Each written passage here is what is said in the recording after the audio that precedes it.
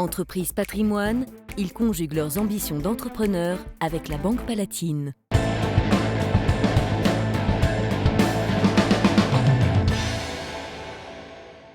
Bonjour à tous, bienvenue au pavillon de l'Arsenal à Paris. Aujourd'hui, dans Ambition d'entrepreneur, nous allons vous parler d'industrie et plus particulièrement de compresseurs d'air avec le dernier fabricant français, Airvor, une société créée au lendemain de la Seconde Guerre mondiale. Reportage. La France comptait au début du XXe siècle une centaine de fabricants, il n'en reste qu'un.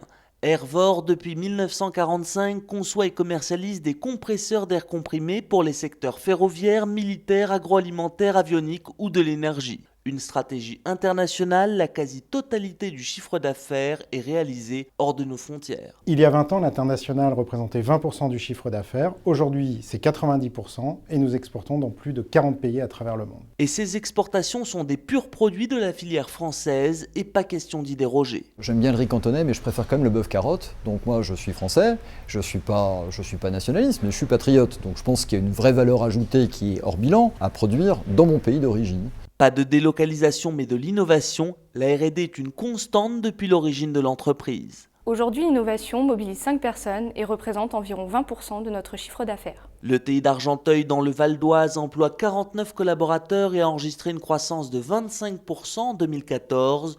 Tous les feux semblent donc au vert et pourtant. Aujourd'hui, la France est la championne internationale des normes. Il y a plus de 400 000 normes en France qui régulent tout. Et donc on nous demande de courir sur une scène internationale avec des boulets aux pieds, c'est un petit peu compliqué. Une scène internationale où la concurrence sur le marché des compresseurs d'air est acharnée, exercée par le Suédois Atlas Copco et les Américains Ingersoll-Rand et Gardner Denver. À la tête de l'ETI familial, la troisième génération de la famille Wronski. Retour donc avec Laurent Wronski, le directeur général d'Airvor, sur la stratégie et le développement du groupe qu'il dirige. Interview.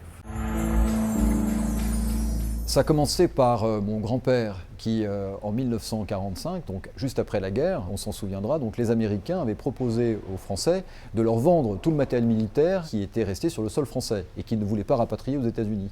Donc comme le général à l'époque avait refusé d'acheter ce matériel, les Américains l'ont détruit sur place. Or, l'outil industriel français était en panne, donc on avait désespérément besoin de machines, et mon grand-père a eu l'idée de reconditionner des compresseurs américains qui avaient été démolis par l'armée américaine pour les rendre utilisables à des fins civiles. C'est le début de la grande aventure de notre famille dans la fabrication de compresseurs. Nous fabriquons des compresseurs sur mesure, dans toutes les langues possibles et inimaginables, et selon toutes les normes possibles et inimaginables, qu'elles soient asiatiques, qu'elles soient occidentales ou qu'elles soient moyen-orientales. On peut aller d'un produit qui fait 15 kg jusqu'à un produit qui fait 50 tonnes. Donc il n'y a pas d'effet de série chez nous. Donc le nombre de produits ne veut rien dire, puisqu'évidemment, il est plus facile de faire 3000 produits qui font 15 kg que 3000 produits qui font 50 tonnes. Donc ça varie vraiment en fonction de notre volume d'activité.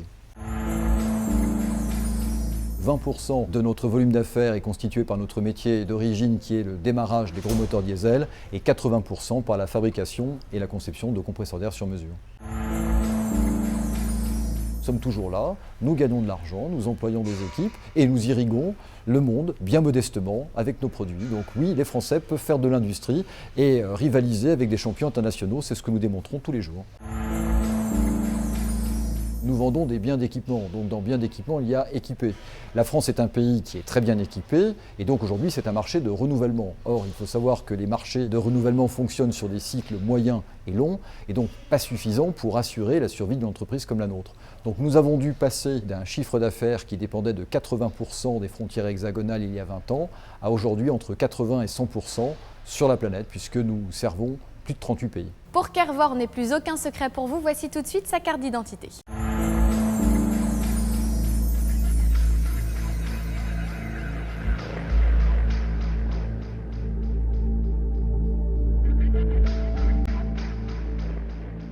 Ambition d'entrepreneur, c'est fini pour aujourd'hui. On se retrouve la semaine prochaine avec une nouvelle entreprise toujours plus innovante. À très vite.